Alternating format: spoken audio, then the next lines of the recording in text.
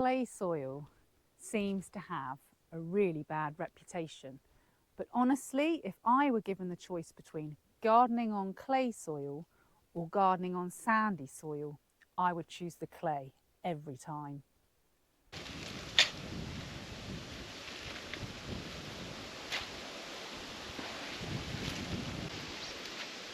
Hello, my name's Suzanne and I garden and grow cut flowers in Devon in the UK. And in this video we're going to talk about how to garden with a clay soil without breaking the bank or your back.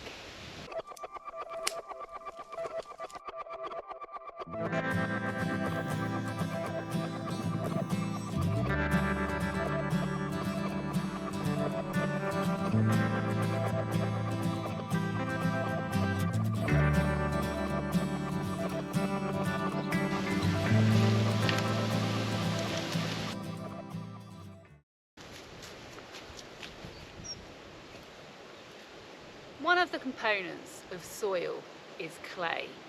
So the chances are you have some clay particles in your soil, and that's a good thing, right? The particles of clay soil attract and hold on to nutritious minerals such as calcium, potassium and magnesium. Plants use these minerals to build complex molecules to help them grow and thrive. The particles in a clay soil can absorb and hold on to moisture, making it available to your plants when you need them to help them grow. Some soils high in sand don't have the ability to do that, and that's because they don't have enough of the clay particles in them, meaning really free draining soil that needs continuous watering. So let's go ahead, let's address the negative aspects of growing on clay.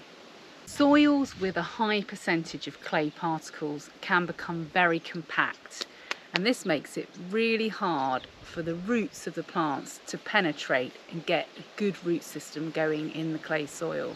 This compaction also reduces the airflow within the soil, and this is because the particles of clay are very small, so they can bind very tightly together. This reduces the amount of pore space for circulating air within the soil.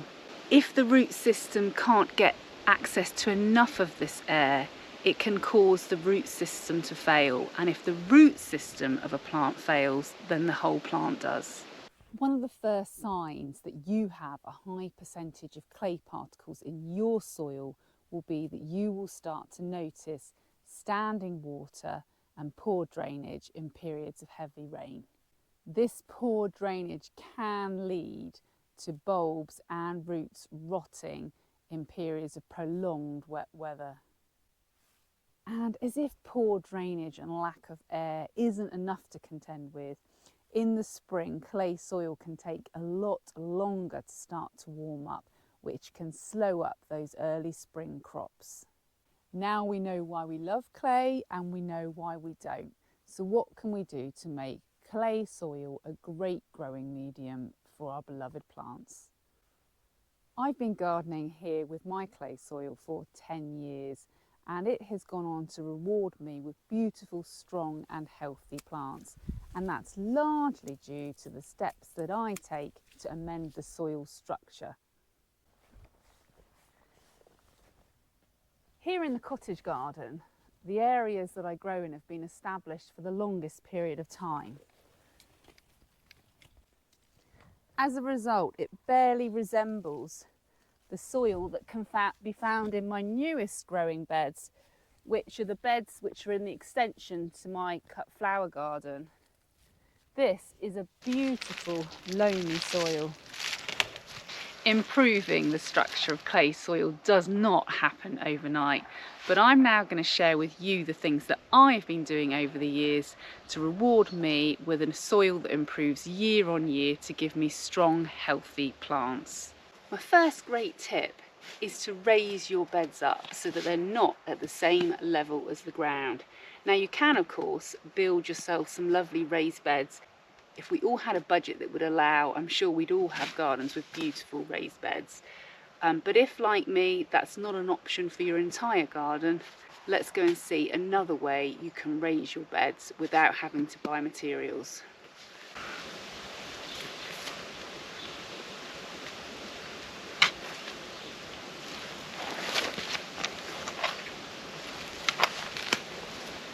So another way to raise your beds is to simply raise your beds.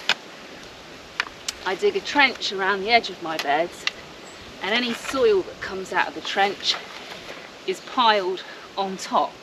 Really simple but really effective. And you can of course add extra height to your beds by adding mulch, but more on that later.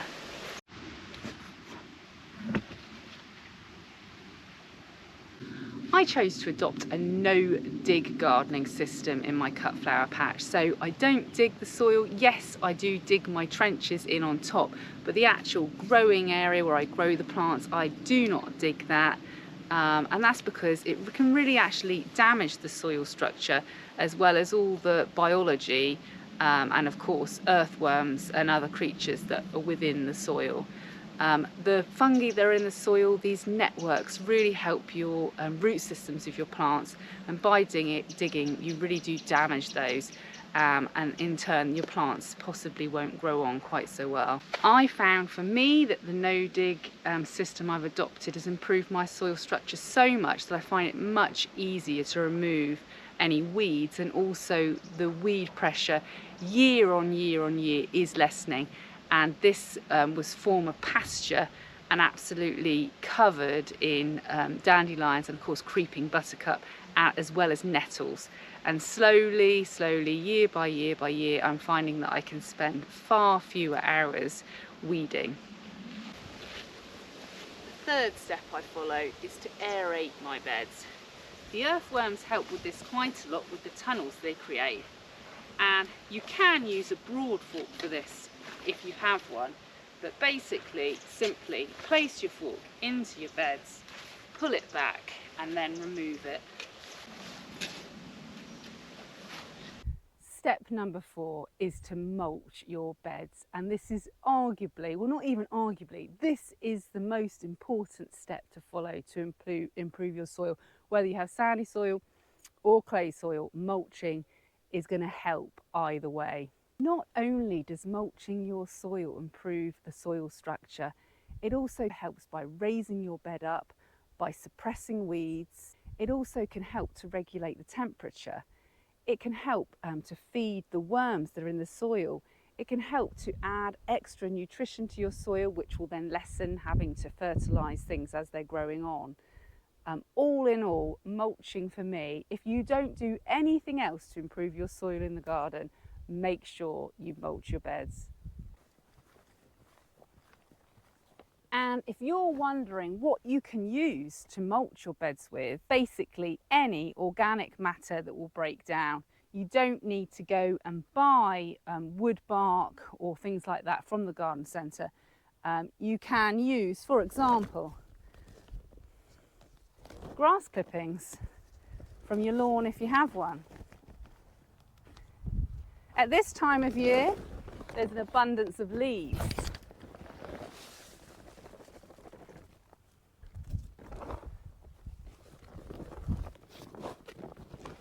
Not available to everybody, but if you're lucky enough, you may have hay.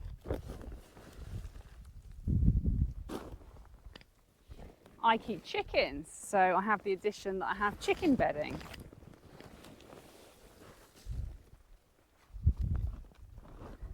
And of course I also keep other animals, so I have manure. My favourite though has to be, and this isn't available to everybody, and it's a shame that the wool industry means that farmers get such a low price for this that you might as well just chuck it on your garden. But sheep wool, I love it. And no, it does not stop slugs. That's not why I use it. I use it, in fact, what I'll do, I'll put a link in the description for a short video I made a long time ago about why I love wool and why it's a great addition to your garden beds.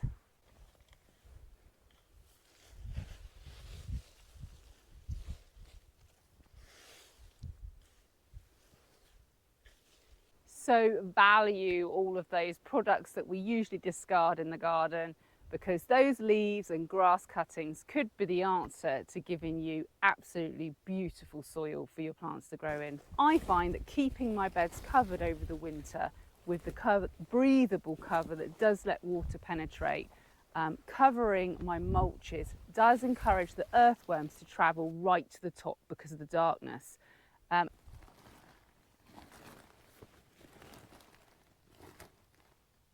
So you see, covering the beds just encourages those worms right to the top where they wouldn't usually come. There's another one there.